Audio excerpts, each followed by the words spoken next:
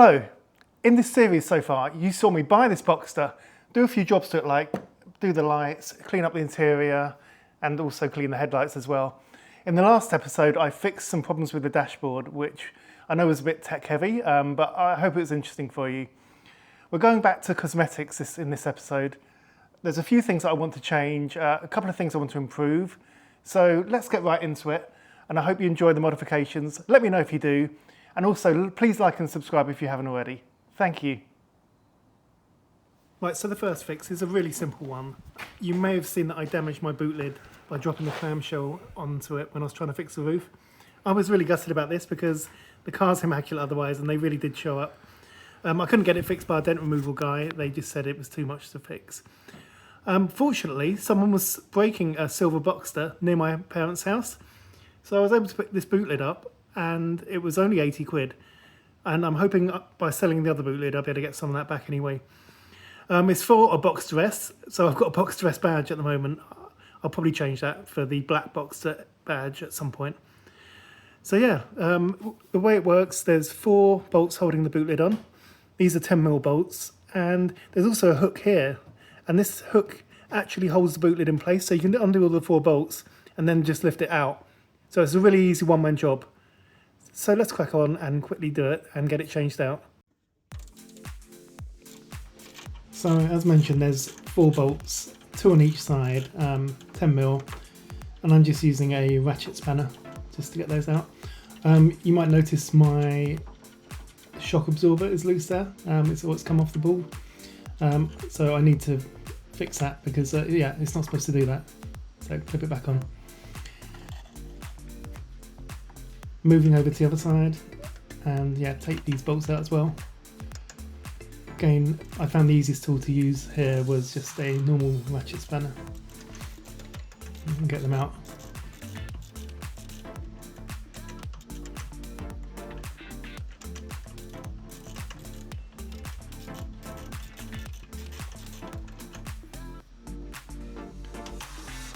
Then once you've got the bolts out, as I mentioned, there are hooks on each side, so you can just take all the bolts out, doesn't matter. So take the bolts out, and then once you've done that, you can lift the boot lid out the way. And to fit the old one, it's exactly the opposite. Just hook it back on and do the bolts up. Make sure you line them up the same as the old ones were.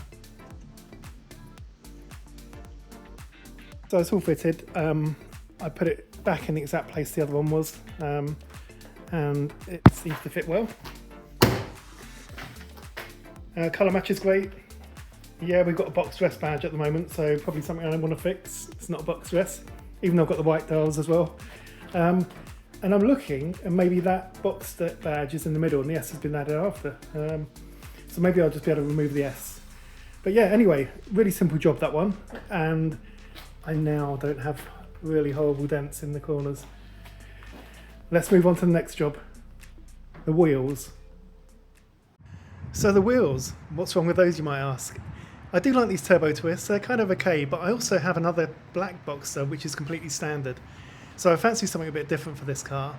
And I love the red and silver interior, which kind of made me think, you know, what can I do to make this car look a bit special? These turbo twists are okay, but I think we can do a bit better. Now, you may know the history, and probably do know the history of the Boxster. It was first announced at the Detroit Motor Show, I believe in 1993. And here's a photo of it here. And I absolutely love these wheels. So my thoughts is, you know, can we recreate this look and get these split rim cup wheels? So I've ordered some. Here are the wheels and tyres. I got these wheels brand new from eBay, a really good deal. And also some Pirelli P0 tyres from Camskill. So that's what I'm going to put on, and I've called the tyre man out to do this. Now, I don't know about you, but having tyres fitted is always one of the most stressful things you can get done on a car. I'm always worried about the levers or them dropping bolts onto the wheels, or just, yeah, hitting the wheel with the air gun or something. So I was recommended this guy here. He's from a company called Pump It Up, who are based in Uxbridge. A really nice guy. He's called Panos. And I'm sure you'll see from this video what a great job he's done, and yeah, how gentle he is fitting the tyres. Something I think we all need. And also he let me film him as well. He has a TikTok account, so I'll link that in the description below. So let's start getting the tyre on.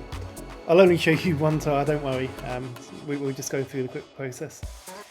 This is a mobile service, so if you're in the West London area, then yeah, as I say, I'll leave the info in the description below.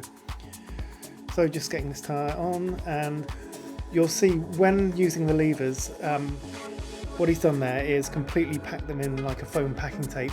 So no chance of the wheel or the rim getting damaged, which is always a worry. We've all had it happen to us before. When it came to balancing the tyre, the Pirelli P0s didn't actually come with the mark on there, which shows the heaviest point of the tyre. So the first time the wheels were balanced, they were quite heavy on one side. I think it was 60 grams or something. Weights would have been needed.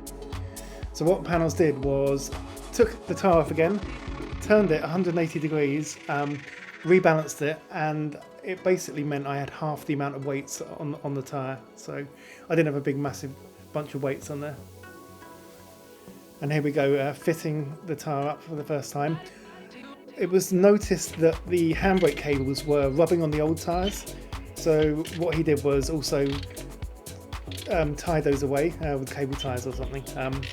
So if you are changing your wheels, just make sure that they're not fouling on the handbrake cables.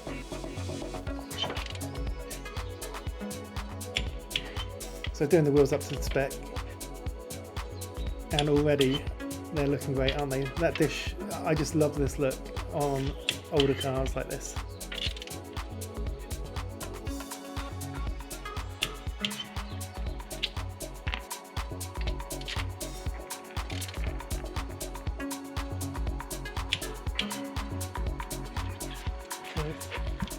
So let's take a look. Here we are. I'm so happy with how these have come out. I love that dish look, and I really think that I've achieved the look that I wanted. Let me know what you think in the comments. I know that wheels can be a very subjective thing. I'm normally Mr. Standard. I love everything to be OEM, but I think this is OEM Plus. Let me know, and do you think that I got the look that I wanted? I think with the silver and red, it really does go well with these wheels. I'm going to keep the middle part of them silver as well, unlike the original car, which had them darker, as you can see there. So what do you think? Did I get the look I wanted? Let me know in the comments. Now, one thing in these photos that really bugged me is those clear side repeaters. All the other lights are amber. I replaced the rear ones to make them amber. But yeah, if you look here, the clears don't really go, do they? So let's do something about that. I did try and buy some, but they're really expensive. So I've got another idea. Taking them out, you kind of pull from the back there, put your finger underneath, there's a tab, and you pull it towards you. It's easy once you know how. So yeah, once again, pull from the back, pull it out, put your finger behind it, and then pull towards the back of the car, and it will just pop out suddenly. Feels like it's going to break, but it won't. The car had been fitted with some aftermarket LED ones, which just slide into the old bulb holder. So I don't mind modifying these ones. Yeah, if you look here, it's got like a connector which plugs into the old bulb holder. A bit dodgy. So this is special lens tint spray. So I think all I need to do is clean. I'm going to clean it with 99% isopropyl alcohol, which is there. I don't think I have to key anything, but we'll check. Yeah, so all we have to do is just clean it well. So let's use our IPA.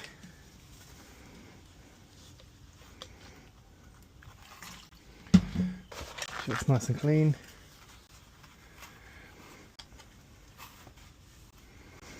Obviously, with these being cheap AliExpress lights, I'm not too bothered about experimenting on them, but maybe they'll come out okay.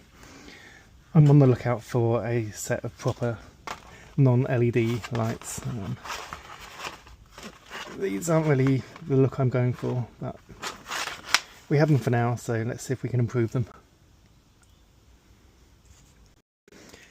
Right, so it says to hold it about 20 to 30 centimetres away. Should only need one coat. It says you can give it a second coat if you want to. Apparently it will dry in like a satin finish, but to polish it with compound if you want it to have a gloss finish, which I do definitely. And we've got a tab underneath here, so I need to get a screwdriver and get that out, and then we'll take a look.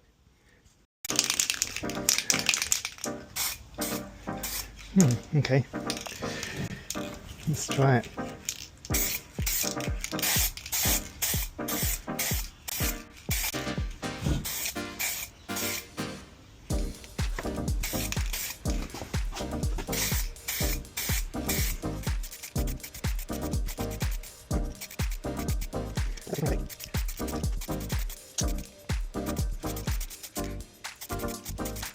Right, so it's been about 6 minutes, which is what it says to wait for the second coat.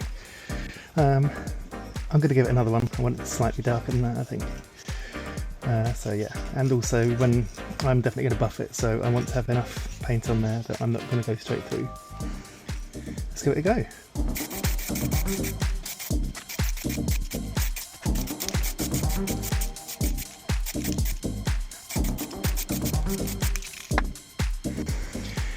Right, that looks good. Let's let that dry, and then we'll see what the finish is like and if we need to buff it or not. I suspect we will.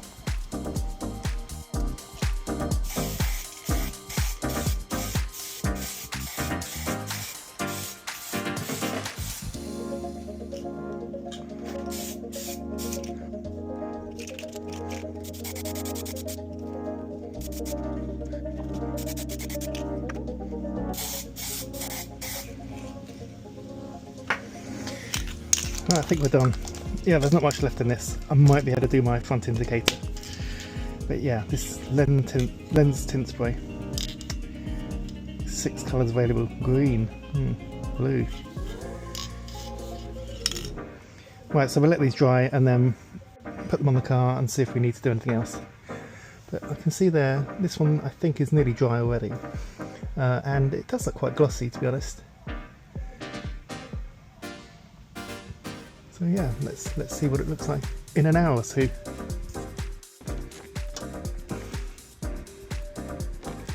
Fitting them is also a bit fiddly. What you need to do is get that metal tab lined up on the back and then pull the indicator back towards the rear of the car, and then it should clip in, kind of slide over, and then it pushes forward and secures itself. Same for the other side. Obviously make sure you plug it in first.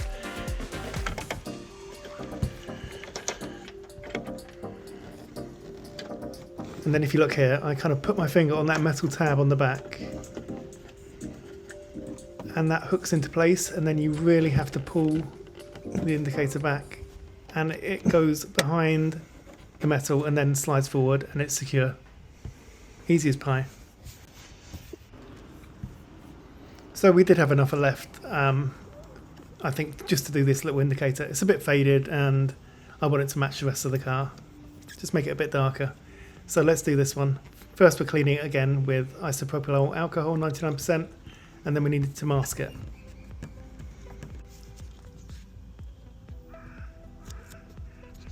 For the masking, I'm just following the contours of where the original line was. You can see it quite clearly. So yeah, just masking up around there. And then all around right into the cracks. I don't want any orange paint to get on this silver.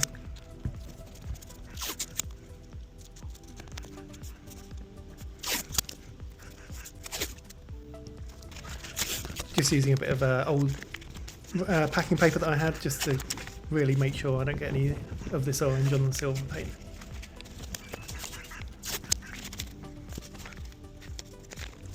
So we're done with the masking now. Just the last bits, and all we need to do is start to spray the orange on there.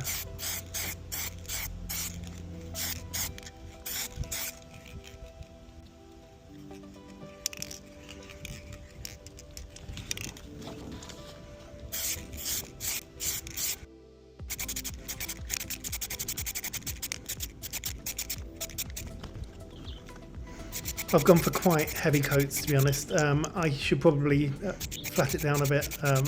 The more you put on, the less clear the indicator becomes.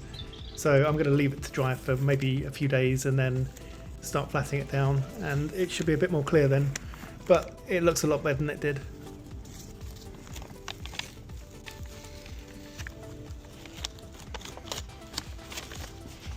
All the masking tape off, and yeah, it does look a lot less faded now. It looks better in real life, to be honest. It looked terrible before in real life because of how faded it was. And yeah, I'm happy with how this looks. It's a lot cheaper than the new headlight anyway. I did get some runs here, so I'm quickly going to flat those and we'll have a look after.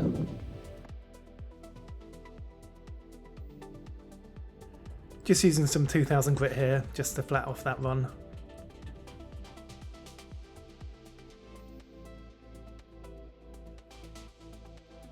You saw I just flatted it down and I used some compound afterwards. The run's completely gone now and we're looking good. Could probably spend a bit more time, but I think it's looking more than good enough. Good enough for the girls' wee date anyway. So yeah, that's done. Sidebars looking good as well. I didn't need to flat and polish those. They've come out really glossy. So my modifications are done. What do you think? Did I get the look I wanted? Does this remind you of the 1993 Boxster prototype? I'm really happy with how it's come out. It looks superb. I really love these wheels. I couldn't be happier. The indicators as well make a massive difference. I really like the orange side repeaters. And of course we fixed that boot lid, which I was absolutely gutted about damaging. So yeah, let me know your thoughts. Please like and subscribe. And in the next video, we're going to discuss the roof. Now I bought this car without a working roof, as you know, and it's taken me a long time to work out what was wrong. And it wasn't just one thing, it was many, many things. So in the next video, I'm going to explain how the roof works on the 986 Boxster. We're going to go through what I changed and how I eventually got it working. See you in the next one.